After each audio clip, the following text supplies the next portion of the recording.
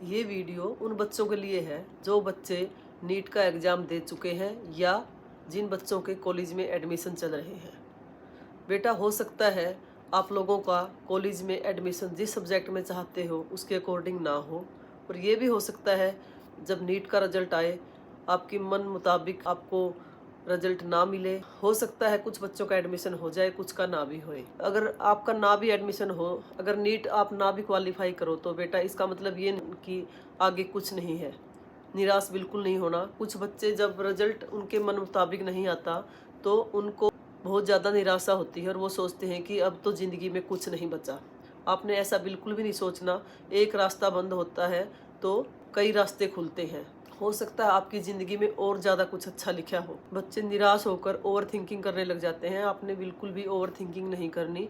आपने अगले जो स्टेप है उसको देखना है कि अब आपने क्या करना है। अगर बच्चे का मेरिट में नाम नहीं आता तो उसको लगता है कि मम्मी पापा क्या कहेंगे, लोग क्या कहेंगे, मैं क्या जवाब दूंगा। आपके मम्मी पापा की टेंशन मत लो, वो तो आपके ही हैं, अगर के साथ होते हैं हमेशा। उनको आपके रिजल्ट से ज़्यादा आपकी चिंता होती है।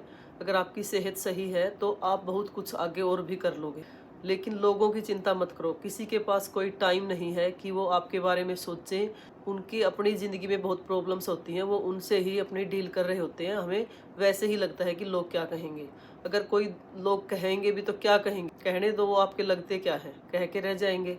अपने आप को और अपने पेरेंट्स को देखो। ज़रूरी नहीं होता कि जो गोल्ड मेडलिस्ट लोग हैं या टॉपर लोग हैं वही ज़िंदगी में सक्सेस होते हैं। ज़्यादातर लोग एवरेज होते हैं और वो अपनी ज़िंदगी में बहुत कुछ अच्छा कर जाते हैं और बहुत अच्छे सक्सेस हो जाते हैं। कई बार जो टॉपर बच्चे होते हैं और गोल्ड मेडलिस्ट होते हैं, उनकी डिग्रियां और मेडल रखे ही रह जाते हैं। वो अपनी ज़िंदगी में अच्छे से सक्सेस भी नहीं हो पाते।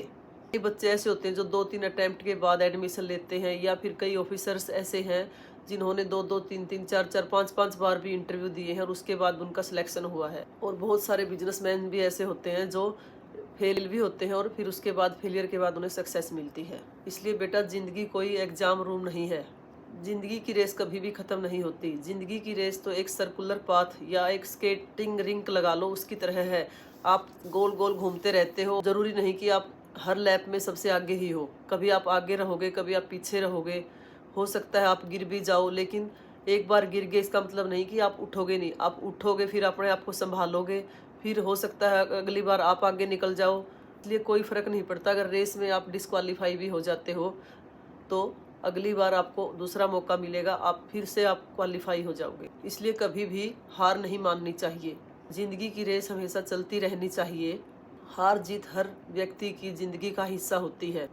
ज़िंदगी में हार जीत हमेशा बनी रहती है और बनी भी रहनी चाहिए, क्योंकि अगर हार का किसी व्यक्ति को अगर पता ही ना हो तो उसे हमेशा जीतने की ही जिद रहती है। अगर वो जीतता ही रहेगा तो उसे जो लोग हार जाते हैं या हार का मतलब क्या था उसको पता कैसे लगेगा।